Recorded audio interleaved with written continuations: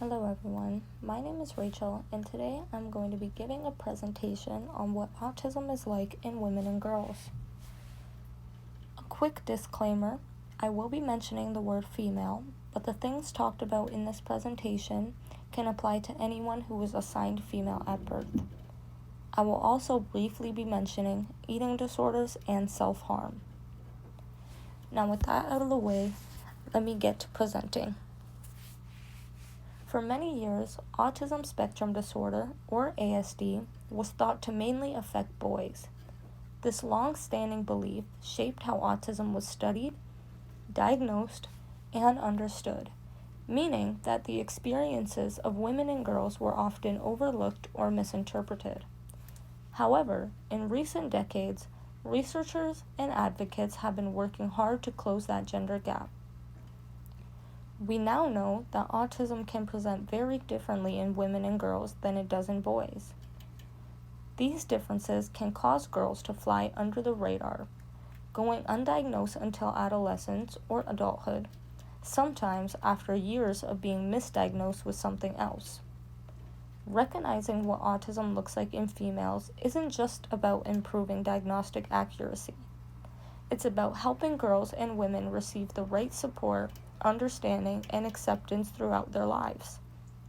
This presentation will explore the history of autism research, differences in diagnosis, psychology and behavior, social expectations, and how women and girls are represented in science and culture today.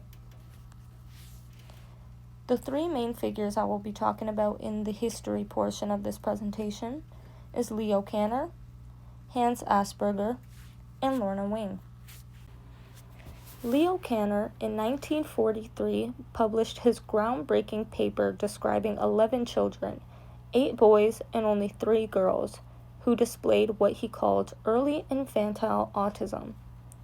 This was the first formal, systematic description of autism as a distinct condition. Just 1 year later, in 1944, Hans Asperger released his study, Autistic Psychopathy in Childhood, based entirely on 4 boys. His work emphasized children who were verbal, intelligent, or socially awkward, what later became known as Asperger's syndrome. Both Kanner and Asperger's work helped define autism, but because they focus almost exclusively on males, their findings unintentionally created a male-centered foundation for how autism was viewed for decades to come. Later, psychologist Lorna Wing transformed the understanding of autism. In the 1960s, after having an autistic daughter herself, she began studying autism and communication disorders. She introduced the idea that autism isn't one single condition but rather exists on a spectrum, a revolutionary shift that is still central to our understanding today. Wing also coined the term Asperger syndrome and co-founded the National Autistic Society in the UK.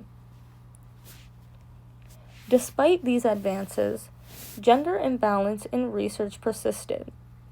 A 2022 meta-analysis found that 90 out of every 10,000 males had ASD compared to only 21 out of every 10,000 females, a ratio of about 4.3 to 1.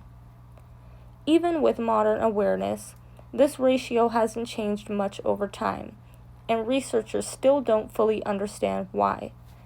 It could be due to diagnostic bias, genetic difference, or the way females mask their traits to fit in socially. Awareness and diagnosis. One of the most significant findings in recent years is the concept of the female autistic phenotype, the idea that autism manifests differently in females. While boys often display more visible behaviors, such as repetitive movements or speech differences, girls may internalize their symptoms or express them in more socially acceptable ways.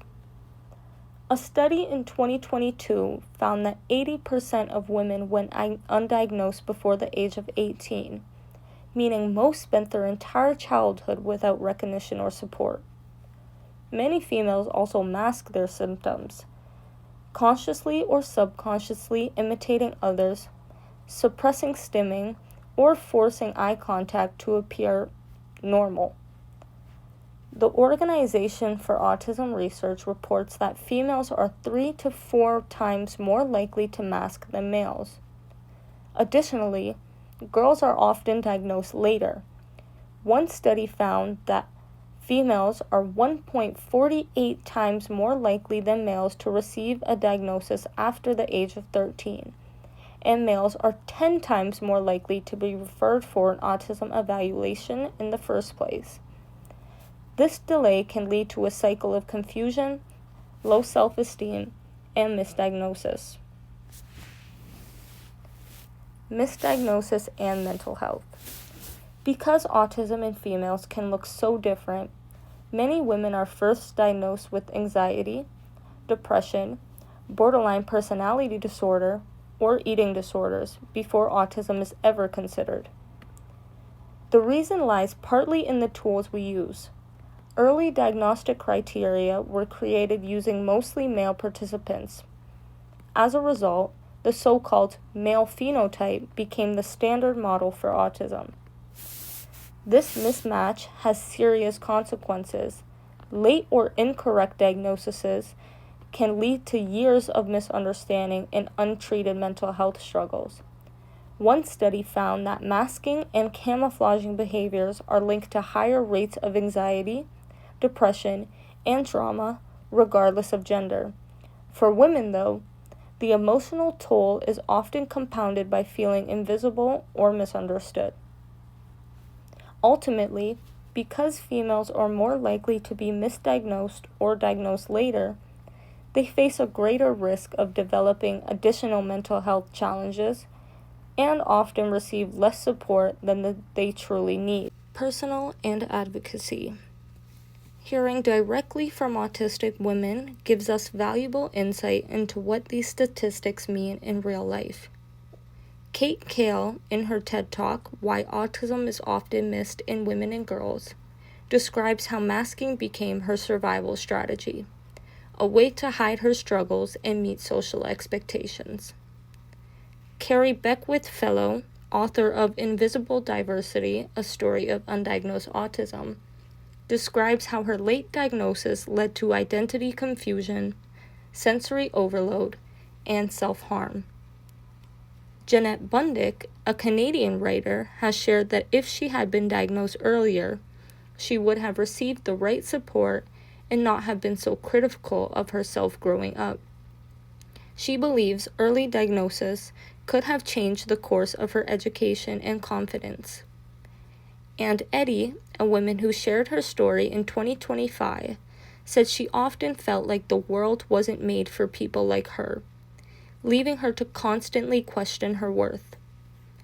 Despite their differences, these women share a common experience: the pressure to fit into neurotypical expectations, often at the cost of their own authenticity and mental health. Psychology and behavior. The male versus female phenotype. The autistic female phenotype highlights these psychological and behavioral differences. While the male presentation is often external, involving repetitive behaviors or speech delays, the female presentation tends to be internal.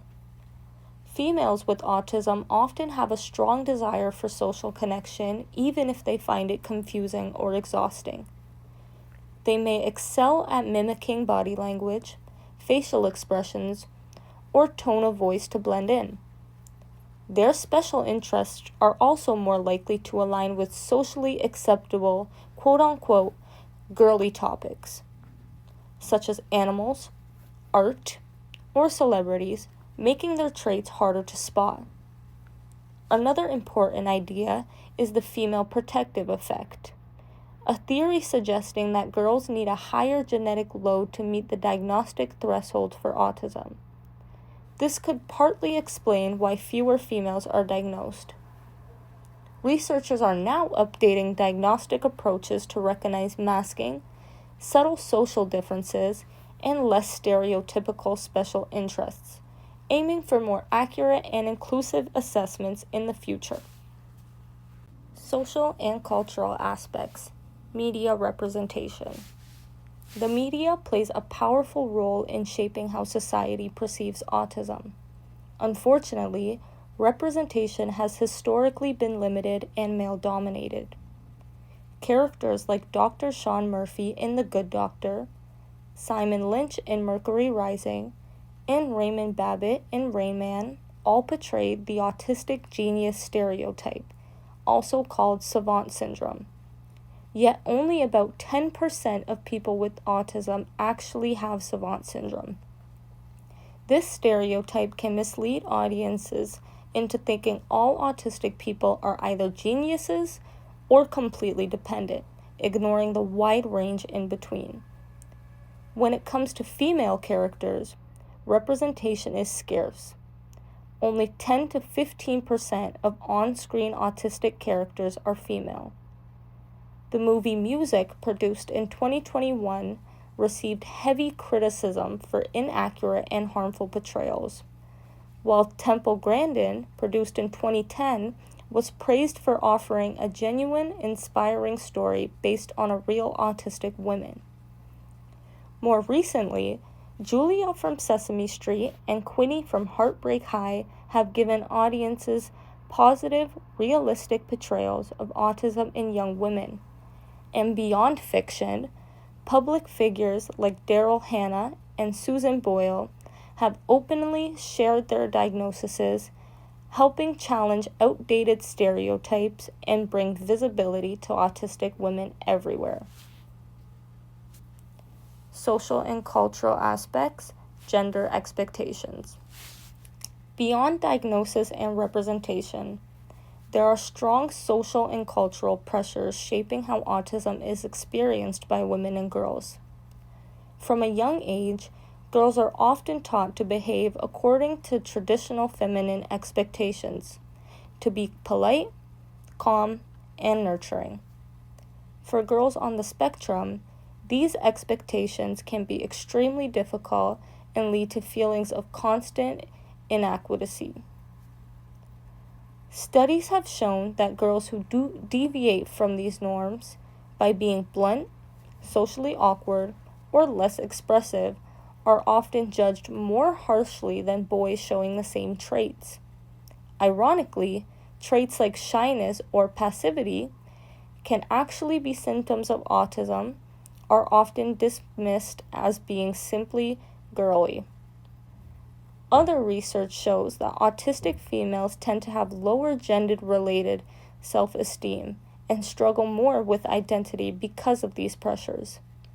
Trying to fit these gender roles often leads to chronic masking and exhaustion. As a result, many autistic women describe feeling like they're performing constantly, pretending to be someone they're not, just to be accepted. Scientific research within Canada. In Canada, gender differences in autism diagnosis are clear and measurable. The Public Health Agency of Canada reported that 1 in 50 males aged 1 to 17 are diagnosed with autism, compared to only 1 in 125 females, again showing that 4-to-1 ratio. Canadian studies have also found that women often face unique barriers to diagnosis and care. When seeking support, many women report being dismissed by healthcare providers, having communication barriers, and struggling to access proper services. One Canadian study noted that service systems often fail to recognize the female presentation of autism, leading to unnecessary delays. While female-focused autism research in Canada is still limited, the evidence clearly shows consistent patterns. Females are diagnosed later, less often, and with less support. Scientific research around the world. Globally, autism affects people everywhere, across all ethnicities, social classes, and cultures. But diagnosis rates still differ widely. For example, Brunei, a small country in Southeast Asia, has one of the highest recorded diagnosis rates per 100,000 people. This likely reflects better diagnostic tools and healthcare infrastructure rather than higher actual prevalence. In the United States, males are 4 times more likely to be diagnosed than females. The average diagnosis age for boys is around 5 years old, while girls average 5.6 years. A small difference that often masks much larger diagnostic delays for older girls. A 2021 study found that 1,065 males per 100,000 were diagnosed with autism compared to 508 females, and about 80% of females remain undiagnosed before the age of 18, as I've mentioned before. These patterns are seen across many countries, suggesting that while autism is universal, our ability to recognize it in women and girls is not. Conclusion. To conclude, the experiences of women and girls with autism highlight the urgent need for greater research, awareness, and inclusivity. For decades, autism was defined through a male lens, causing countless women and girls to go unheard, unsupported, and/or misunderstood. But the growing recognition of the female autism phenotype, along with advocacy from autistic women themselves, is slowly changing that narrative. Researchers today are working to create diagnostic criteria that better reflect female experiences and to promote early identification and intervention. At the same time, social movements and media representation are helping to dismantle stereotypes and make space for more authentic voices. Ultimately, true progress means understanding that autism doesn't look one way. It is diverse, complex, and deeply individual. By continuing to listen to autistic women and value their perspectives, we move closer to a world where every person on the spectrum is recognized and supported, regardless of gender. Thank you all for listening, and I hope you learned something new.